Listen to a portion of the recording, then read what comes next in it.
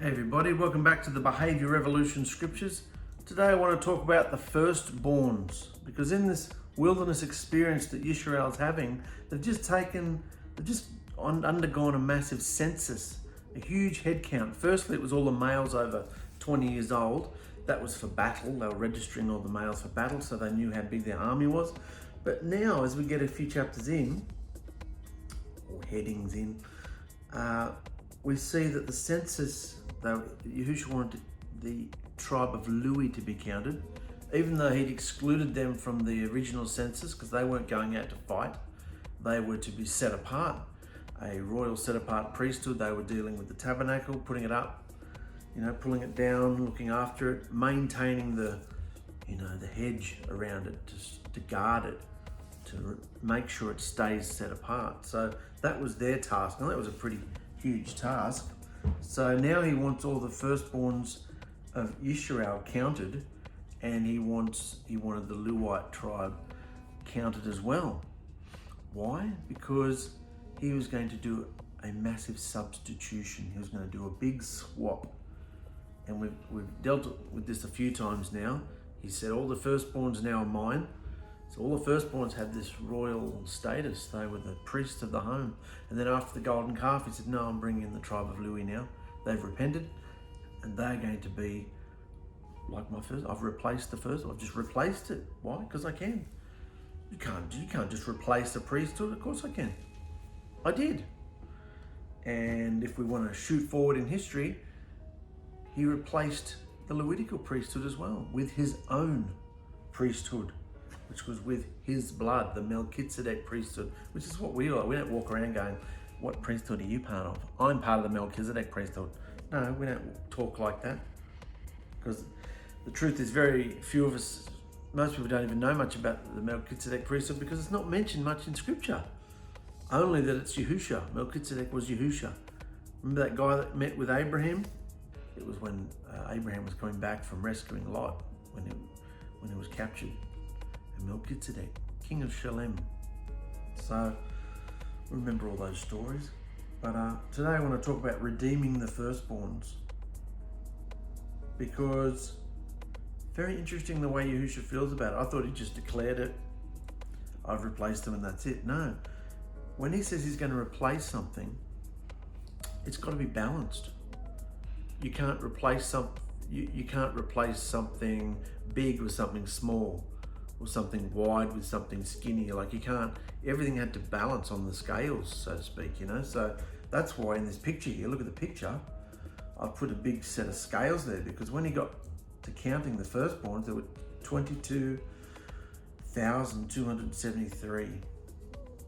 22,273 firstborns in Yisrael. All the firstborn males of Yisrael, that was the number. And then when they counted the Lewites, there was only 22,000. So there's 273 people short, which to us would be, oh, we don't think like that, but everything's got to be balanced. So what was going to happen with the balancing? Let's find out. The firstborn is referring more to an official office than the order of birth. Get that? The firstborn is referring more to an official office than the order of birth. Even though the firstborn in 99.99% of cases received the office, it was based on the status of being, it was based on the order of birth, but it was the official office that we're talking about, the priestly office. So Yahusha said to Musha, so before we do that, remember these scales, all right? This is what this is all about. This shows how detailed Yahusha really is. He leaves no stone unturned. He's right into every nook and cranny in detail. And everything has to be in order, routine, pattern, and balance, his balance. So Yahusha said to Musha, now count all the firstborn sons in Yisrael who are 1 month or older, and make a list of their names. So any child that was under a month old wasn't really considered a citizen yet, even though they might have been circumcised on the 8th day, because they definitely weren't included in the ranks of Israel or the nation of Israel until they were circumcised. That was on the 8th day. But look here, only count them a month old. Because you can't substitute a human being who really is just a tiny little one. That doesn't count. So remember, if they're all putting them on the balance, newborn babies don't weigh much, they don't have any much to contribute. So he said here, count all the firstborns in Israel who are 1 month or older and make a list of their names. The Lewites must be reserved for me as substitutes for the firstborn sons of Israel, for I am Yahuwah. So he's substituting the firstborns with the Levite priesthood. And the Levites' livestock must be reserved for me also as substitutes for the firstborn livestock of the whole nation of Israel. So they're substituting the livestock too. So Moshe registered the firstborn sons of the people of Israel, just as Yahusha had instructed, and there were 22,273 people, just as the scales say up here. I mean, that we just read it in one sentence, but that would have taken a while to count that many people. That's why he set up higher up, get all these people to help you. So we've got that many of the firstborns. There's that many firstborn sons in Israel right now. They discovered. Then Yahusha said to Moshe, there are 273 more firstborn sons of Israel than there are Lewites. How do we know? In our last video, they were taking a census of the Lewites, remember?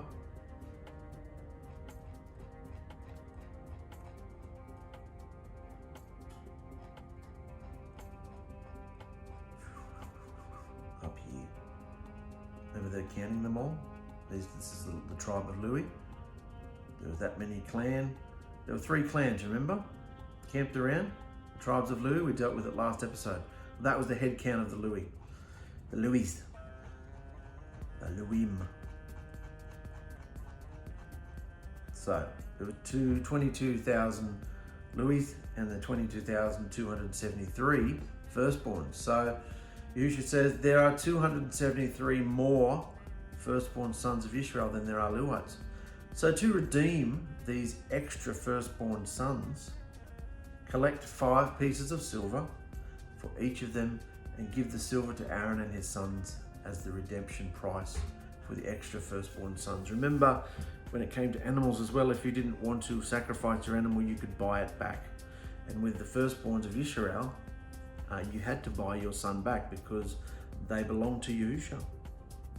And we assume that you don't want them to live in the tabernacle for the rest of their life at this stage in history. So you would buy them back. When they're a certain age, you would go to the priest and buy your firstborn son back to remind you that all the firstborns are only around right now because of what Yahusha did in Egypt.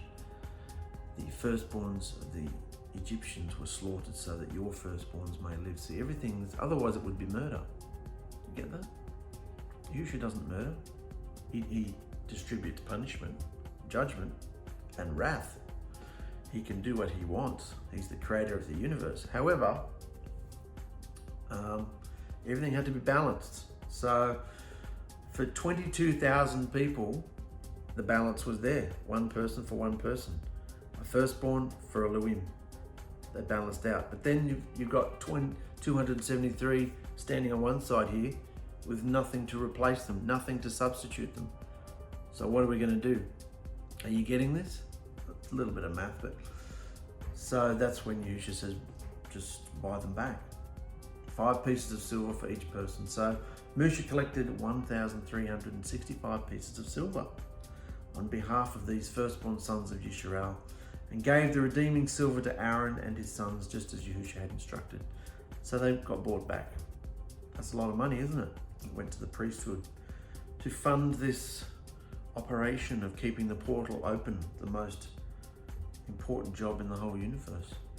The portal, the interdimensional portal, because once that fizzled out, what have you got? There's no life outside the portal. And don't be confused, even though Yahusha hadn't come and shed his own blood yet, it's the same portal. It is the same interdimensional stargate, door, arch, whatever you want to call it, direct access. It's the same being. It wasn't with the Father. The Father and the Son are one. It's Yahusha. Anytime you see someone appearing to someone in the scriptures or wrestling with somebody, or, you know, it's Yahusha. Keep this simple, guys. It's Yahusha. Appearing in many different ways until he actually took on flesh. Well, he must have appeared as some kind of fleshly being if Jacob wrestled with him. You can't wrestle with an angel. You know, he must have put on some kind of physical manifestation, mustn't he? I mean, he can do that. He can do anything. But it was Yahusha all the way through. The 𝕊𝕑 is right through. That's his secret identity. So you got this. We're redeeming the firstborns. There were 273 left over, so they bought them back with silver.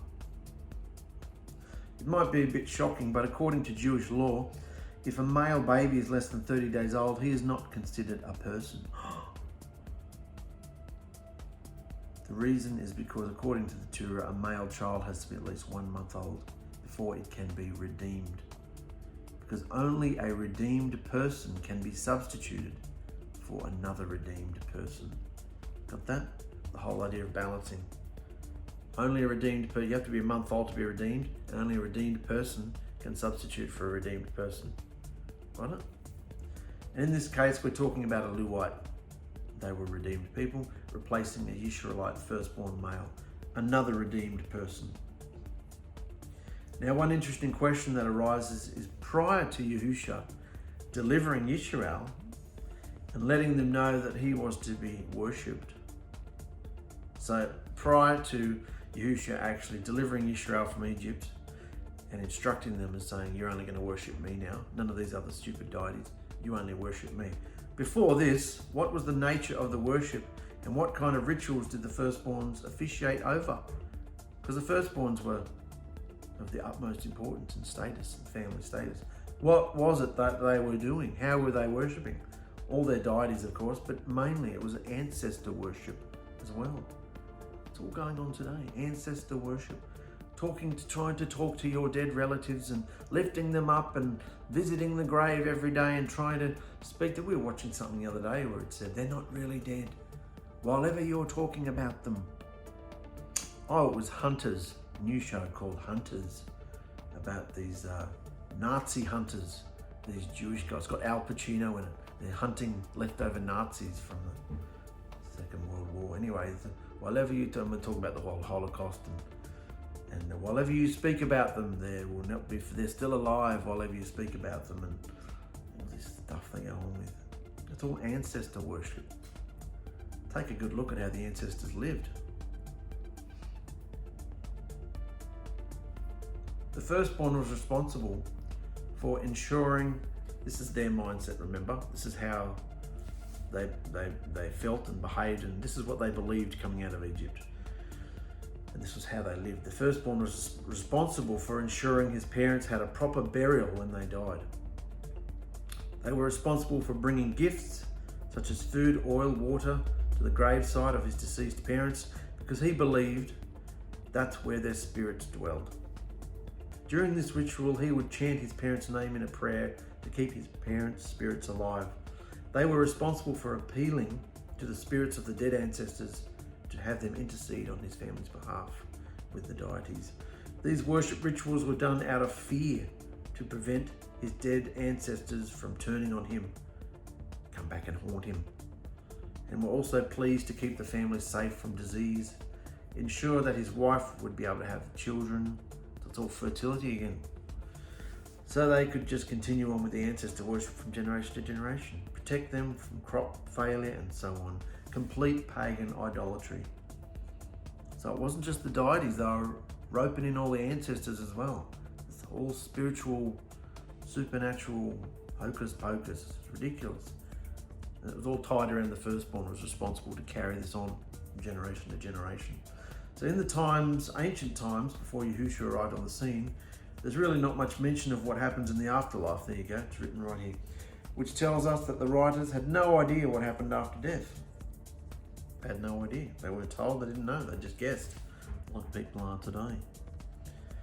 Sure, there were a variety of theories and they were all differing depending on which Middle Eastern culture you were dealing with. For the Hebrew man, actually probably for all men in the ancient Middle East, The most important thing was to have a son, because in some undefined way, it was believed that one spirit lived on through his son. And of course, this meant his son would also have to have a son in order to keep the family line intact. This belief was just another holdover from ancestor worship, another hangover from ancestor worship, which Yahusha is putting to a firm and irrevocable end right here in БАМИDBАР. For example, you know how we sometimes encounter that phrase, "He died and went to be with his fathers" in scripture? This was nothing more than a typical form of speech usually used at funerals, reflecting the idea of ancestor worship. Keep in mind that it's only been a year since Israel left Egypt at this point. And in singular fell swoop, he just dumps on and overturns their cherished tradition. So Yahusha just comes along. This is all still around about after the golden calf, and there have been a year in the wilderness. He just comes along and just says, no more of this ancestor worship, no more of this lifting up the firstborns, no more of this stuff. So it obviously shows me that the firstborns, if this is how they were living in Egypt, it wasn't just about the Passover, although Yahusha used that circumstance. Because we often think, well, why did he only choose to destroy the firstborns? Why didn't he choose to destroy all the men, or all the fathers, or all the mothers, or all the babies? Or why did he choose the firstborns? Because the firstborns were already a lifted up status in Middle Eastern culture. In Egypt, in Canaan, the firstborns had special status. So it wasn't just a Hebrew thing. That's why Yahusha at Passover time said, all your firstborns will die, And that's what really got the Pharaoh's attention, wasn't it? When all the firstborns died, particularly his own, because look how they felt about it. It wasn't just a sentimental, I love my child, now he's gone. It was a spiritual thing. It was the line has ended because I live on through my child, and my child's now been dead, murdered in the night by the angel of death. So that's what really shook Egypt, and they flung the doors open and said, get out. But that same mindset still carried on into the firstborns, who were the priests of the home, in the Hebrew people, Israel. And that's why Yahusha's finally said after the golden calf, if this is what all your firstborns getting together are going to come up with, done with it, I'm going to destroy you all. And that's when the Louis repented, and he said, okay, well, there's a certain amount of firstborns, so we've got to redeem it. We've got to do a swap so that everything's substituted. There's checks and balances, and otherwise my bookkeeper will go off his face. My accountant, Yahusha says.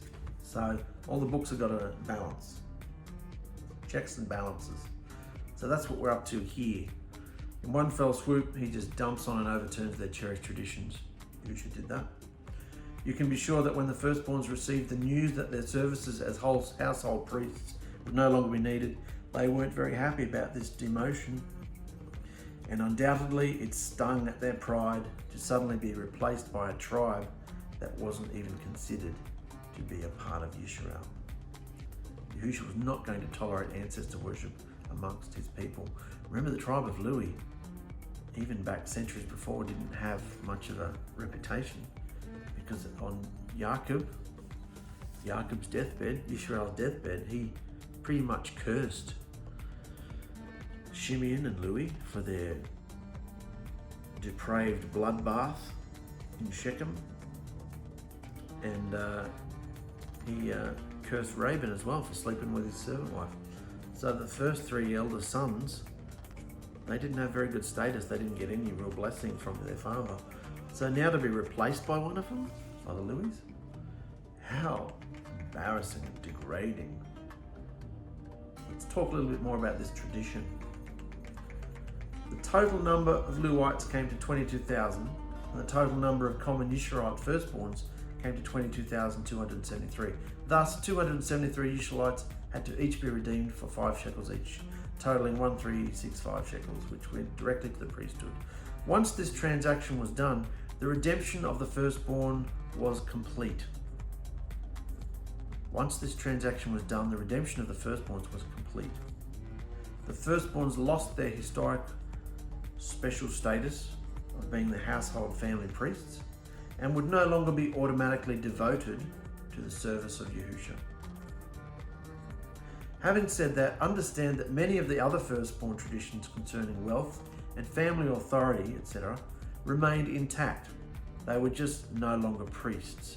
It was a priestly behaviour, a ordinance that was no longer there. They still had the firstborn blessing and the rule over their clans and families. That still continued. They just weren't in charge of any kind of worship anymore, or sacrifices and things like that. So many of the other firstborn traditions concerning wealth and family authority remained intact. They were just no longer priests. Remember, priests were set apart. They lifted up status in society. The Lewites were now Yahusha's specially chosen servants to be dedicated to him by serving at his set-apart tabernacle, where the dimensions aligned on the mercy seat, the lid of atonement, and that was where the blood was sprinkled. There can be no connection of connection of dimensions. There can be no portal without blood. Blood is what connects the dimensions. Disobedience is what severed them, and perfect blood is what connected them.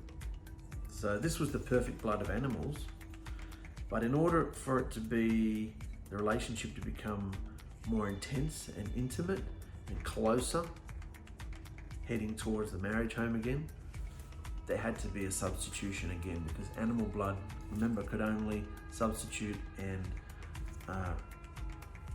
redeem unintentional crimes. And all of mankind at this point has done intentional crimes, so there needed to be a more powerful remedy, which of course was Yahusha's perfect blood.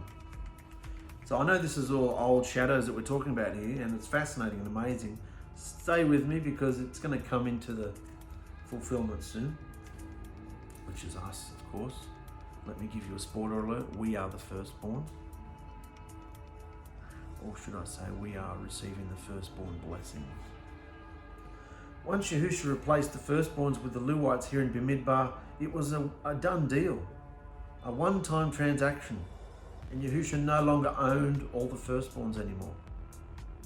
Get that? Yahusha no longer owned the firstborns anymore, because he took the tribe of Lewi instead. He owns them. So you and your firstborns, you can do what you want now, as far as the ownership goes. It was a one-time transaction. You no longer owned the firstborns anymore, but the Lewites instead. So what happened to the status of all future Israelite firstborns from here on out? Tradition. So you would assume that, okay, we don't have to go and redeem our sons anymore after a month. Wasn't it a month here? We don't have to redeem the firstborns anymore, because Yahusha's changed that whole behavior, transformed it. He's substituted it. And we see that the substitution was exactly balanced by the exact number of people. It couldn't be out of balance. Yahusha has patterns and systems. Everything has to be balanced. 273 weren't going to cut it. You've got to give me money for those so that it's legit. So once that transaction was done, it was done. One-time thing. So what happened to the status of the future Israelite firstborns from here on out? Tradition. The Israelites still redeemed their firstborns to commemorate what happened in Egypt, when Yahusha killed all the firstborns of Egypt and passed over the firstborns of Israel. This had nothing to do with Yahusha's instruction. He never told them to commemorate the Passover of Egypt by substituting their firstborns anymore. He never told them to do that. This is a tradition. And here's how this tradition went. When a firstborn, are you understanding this? Because this goes to show a lot of things. It paints a picture of what kind of political climate Yahusha walked into. And I'll go so far as to say it shows us today what the Yahudim, or the Jewish tribe, it's just one tribe really, Yehuda, the Jewish people. Here's how the tradition went. When a firstborn son was born, that child was dedicated to Yahusha in gratitude. Then after 30 days, a special redemption ceremony was held. Then the father took his now 30-day-old firstborn son to the priesthood and paid the priest 5 shekels to redeem his firstborn son. So the priests were obviously receiving it too. Yeah, we'll get in on this. It's not required, but yeah, we'll get in on it. bring the money in. So, to redeem their sons. Only the firstborn and only a son. A firstborn in Scripture is only considered a son. Even if the literal firstborn was a daughter, the blessings and rule continue from male to male. If a firstborn son was not redeemed, theoretically, he remained Yahusha's set-apart property and was under divine obligation to directly serve Yahusha all the days of his life. This was their tradition. Yahusha wasn't part of this because, I mean, he might have used it, but this was their tradition. And there's nothing inherently evil about this tradition either, but it wasn't what he stated, because when he redeemed the firstborns, it was a one-off thing. I no longer require your firstborns anymore to be substituted. I have taken the 𝗪𝗏𝗧𝗧. And you know I have, because I've done a head count, and it's an exact swap. And what was left over, we paid in cash. So, but in their tradition that they carried on, if the firstborn son was not redeemed after 30 days, theoretically he remained Yahusha's set-apart property and was under divine obligation to directly serve Yahusha all the days of his life. Now, even though there wasn't much, this is what I was thinking, there wasn't much they could do though, because they weren't allowed near the tabernacle, because that was set-apart priests of ◓ Anyone who came close were slaughtered. So even though there wasn't much a firstborn could have done for the priesthood anyway, because all direct service to Yahusha was to be handled by the 𝗪𝗏𝗧𝗧, there were some special circumstances where the parents of a firstborn son decided that they did not want to redeem their son, but intentionally wanted him dedicated to a life of serving Yahusha. Remember, as hundreds of years go on and generations, these things just become normal because your father and mother told you to do it, the grandparents, their fathers, their parents, and it just carries on as tradition carries on. It just seems, like I said, there's nothing inherently evil with this, but it's not, and they're commemorating the Passover, woohoo, but it's not based on the truth of what happened. Yahusha redeemed. He substituted the tribe of ◓ for the firstborn. So this is irrelevant. And yet Israel's still carrying on the tradition. Despite what you keep these seed thoughts, despite what Yahusha has done, Yisrael is still carrying on in their tradition. Got that? So even though there wasn't much the firstborn could do, they weren't allowed near the tabernacle, the parents still dedicated some of them. If they wanted them to have a life dedicated to Yahusha, they wouldn't redeem them. I'm not going to redeem my child back, even though he belongs to you apparently. I want you to have him all the days of his life. He's going to serve you, Yahusha. So one example, here's some examples. One example is the strong man, Samson. Shimshon, who was not redeemed under the provisions contained in the Nazarite vow. We haven't come to the Nazarite vow yet. That's all about redeeming your child back. We'll go into that later on. So Shimshon was one of these guys, Samson. That's why his hair wasn't allowed to be cut. And that was a whole different situation there too. He had supernatural strength. We're not going to get into that. Another famous character who was not redeemed, even though he was a firstborn, was Yehukhanan, the immerser. However, he doesn't count because his father was a priest and his mother was a descendant from the line of Aaron, Israel's high priest. That's right, Yehukhanan, the one who paved the way for the coming of the Mashiach, was a full-blooded ◓ So he was born eternally in service to Yahusha. So he didn't really need to be redeemed because he was a Levitical priest anyway. In fact, even if he had wanted to, he couldn't have been redeemed from that position. Got that? That's John the Baptist. Yehukhanan the immerser was a full-blooded ◓ so he was born eternally in service to Yahusha. In fact, even if he had wanted to, he couldn't have been redeemed from that position. This has nothing to do with us today, of course, as Yahusha no longer looks at lineage or firstborns, except to say that his first fruit bride now inherits all the promises and services of his earthly dwelling place, guarding his portal door through obedience to his instructions. Interesting, eh? Now I want to go into this scripture here from Luke which I've been tinkering with because it's fascinating to show what went on. Because Miriam and Yusuf, Yahusha's parents, were still caught up in this tradition, obviously. Because after 8 days, it says, the child, Yahusha, was circumcised so that he would be a member of Israel. And he was named Yahusha, the name given by the messenger before he was conceived in the womb. And when it was time for their purifying offering, after the days of Miriam's cleansing were completed, according to the instructions given to Musha. So we understand these instructions given to Musha now, don't we? Because we've been through it. A woman had to offer up a purifying offering after her flow of blood from having a child. So when that time was done, and it was time for her to do that, they brought Yahusha to Jerusalem to present him to Yahuwah. The instructions given to Musha also state that all the firstborns belong to Yahusha, and despite him substituting all the firstborns of Israel for the tribe of Levi, this tradition still continued.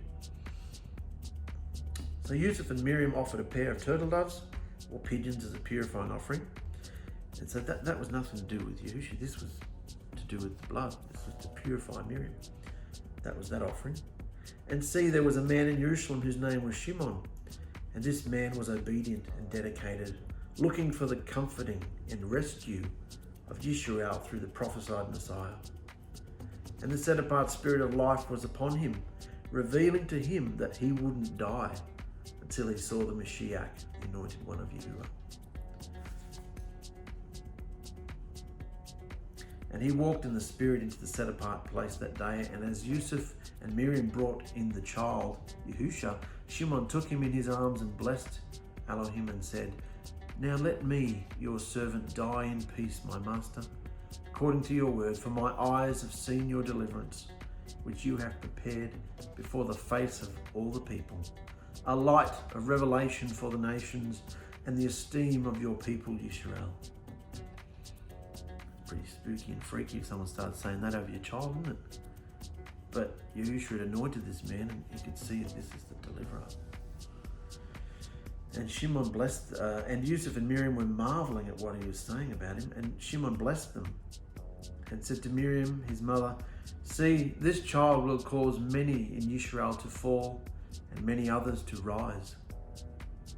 Many others to fall and many others to rise. I didn't even get this point before when I was putting it together. What have we been reading about? A group of people had to fall and a group of people were to rise. The traditional priests, the Luim, were to rise, and all the firstborns were going to fall.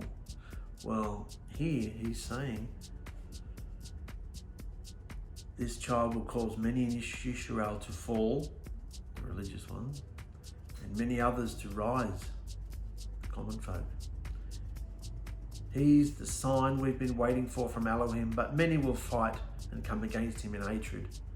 So be strong, my child, for it will feel like a sword piercing through you. But it must happen so that the deepest thoughts of the heart are revealed through this child. I mean, we can read ourselves into that. It will feel like a sword piercing through you.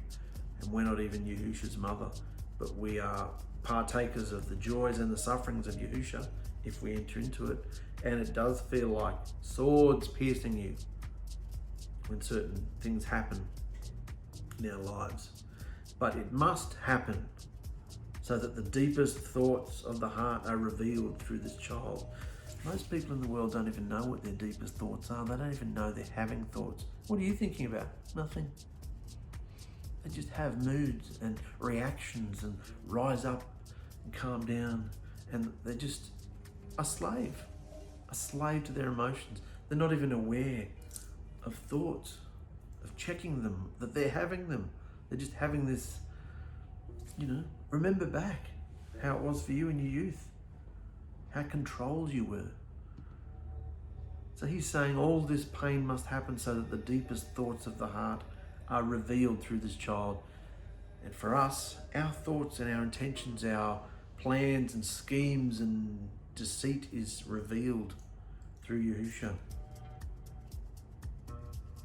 According to Yahusha's instructions, whenever a Yisraelite female gives birth to a male child, she is considered unclean for 40 days. and is prohibited from entering the tabernacle or temple in her unclean state. And since it was a pain in the neck for some folks to travel all the way up to the temple, when several obligations could be taken care of at once, they were.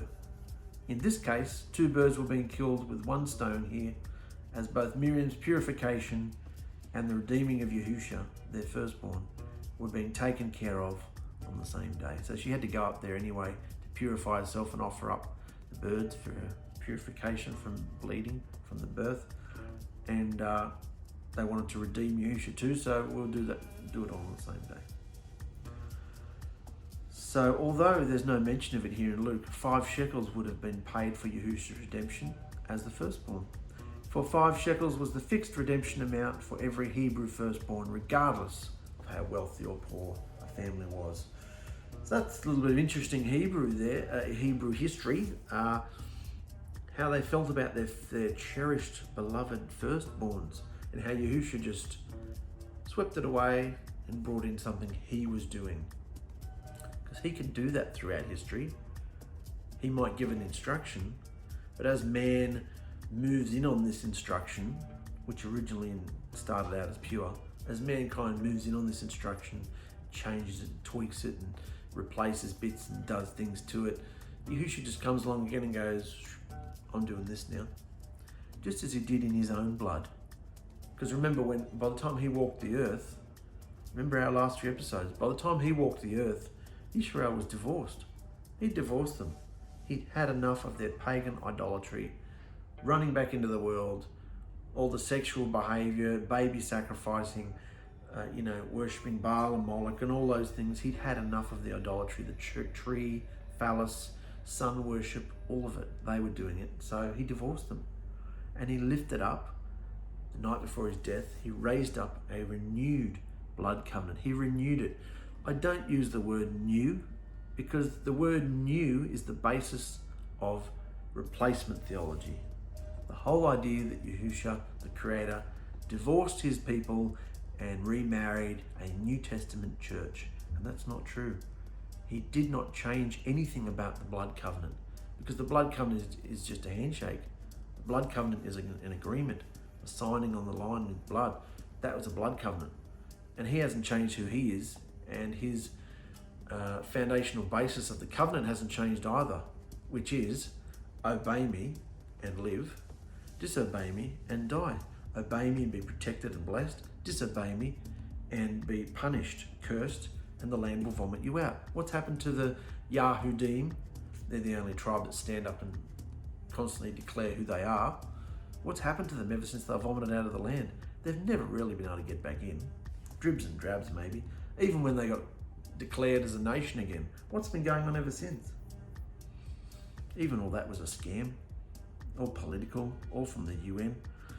It's all a deceit, guys. So Yahusha raised up renewed his blood covenant in his own blood. And that's the key here. He renewed it. In order for a bride to remarry again, her husband must die.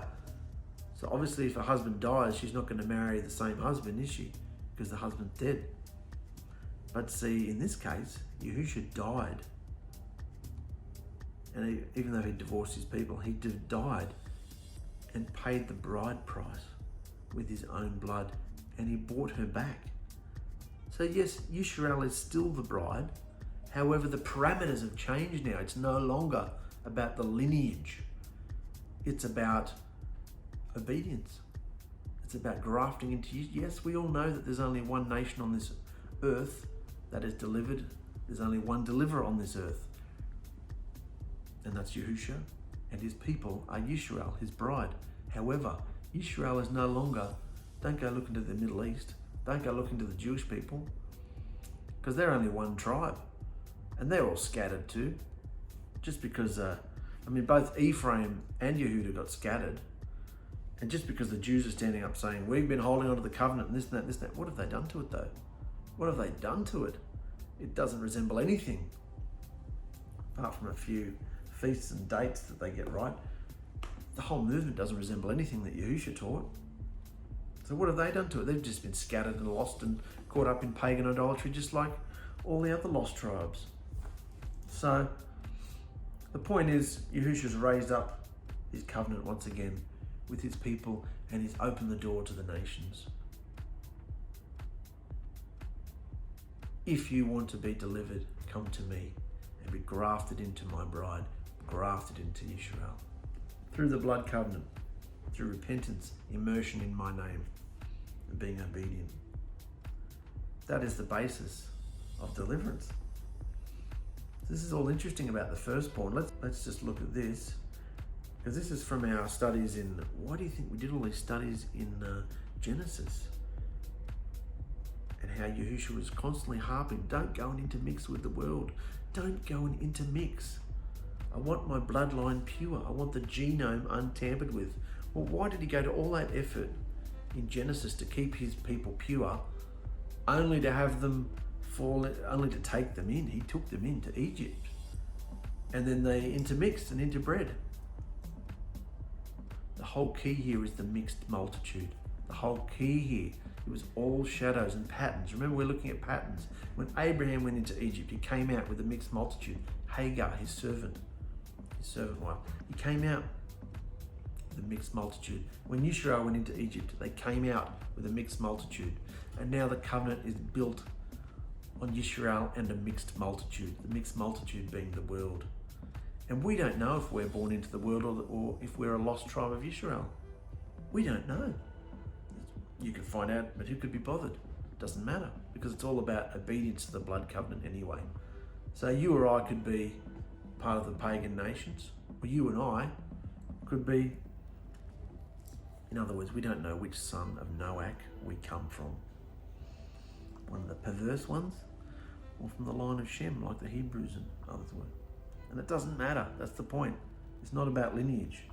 But let's look at this. Every firstborn son received both the birthright and the blessing. It was an inheritance with two parts. What's the difference? The birthright was the authority to rule as the head over the whole family and any clan after the father dies. So that was the authority they had. And then we come to the wealth. The blessing was each child received some of the dad's wealth after he died. However, the oldest got a double portion. So when the dad died, all the sons would divide up the wealth, but the firstborn got double.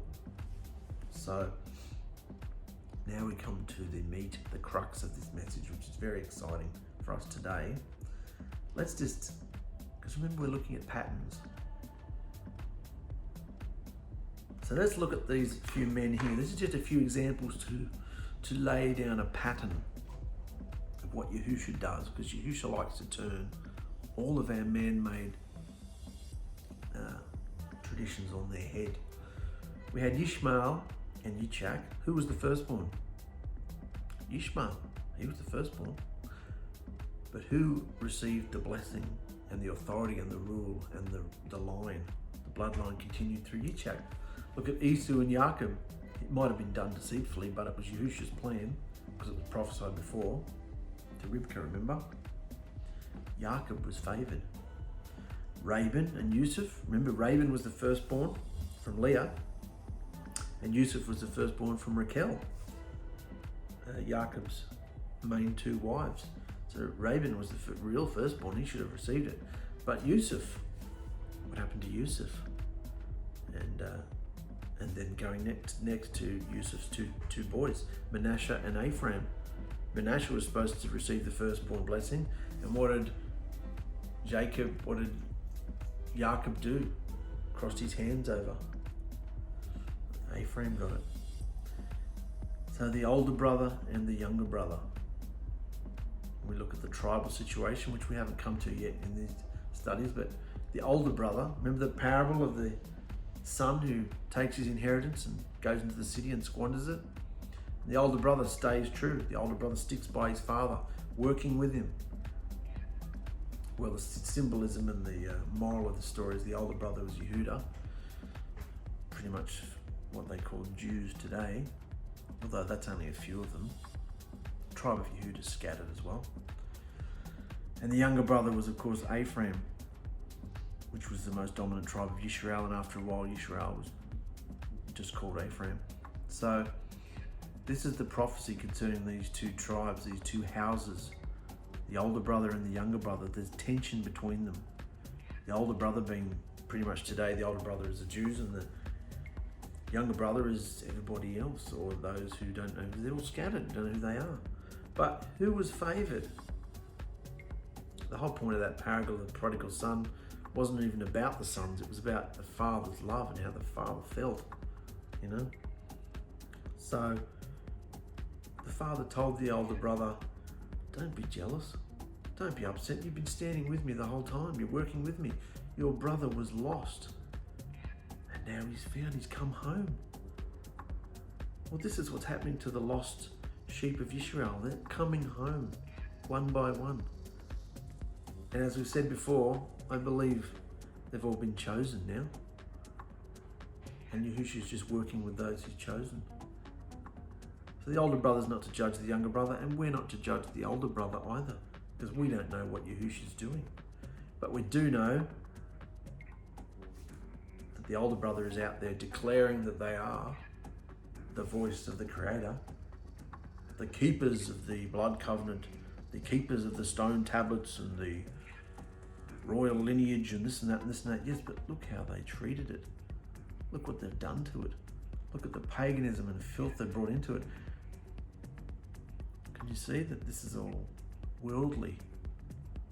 Look what Yahusha's doing to his firstborns.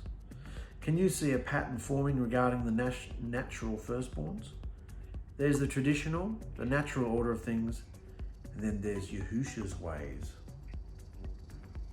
So that's all we're going to talk about today, guys, regarding the firstborns. It's phenomenal. The firstborns were replaced with the tribe of Levi.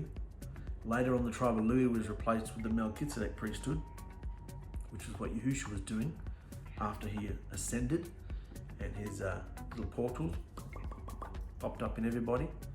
That was the 𝗪𝒃𝕕 priesthood, a higher calling to a higher tabernacle, a higher experience, more intimate, open portal doorway experience. That's what we're all having. And the behavior that comes from it, the fruits, you know. So are you entering into that? Are you entering into watching what Yahusha is going to do in your day? Because you're the firstborns now. We are the firstborns. We've been given the firstborn blessings, I should say, and the rule as kings and priests unto Yahusha. It's not about all of these. All teaches us the patterns. That's why we go through all the older scriptures to watch and learn the patterns, because the patterns are what teach us about behavior and what Yahusha's doing.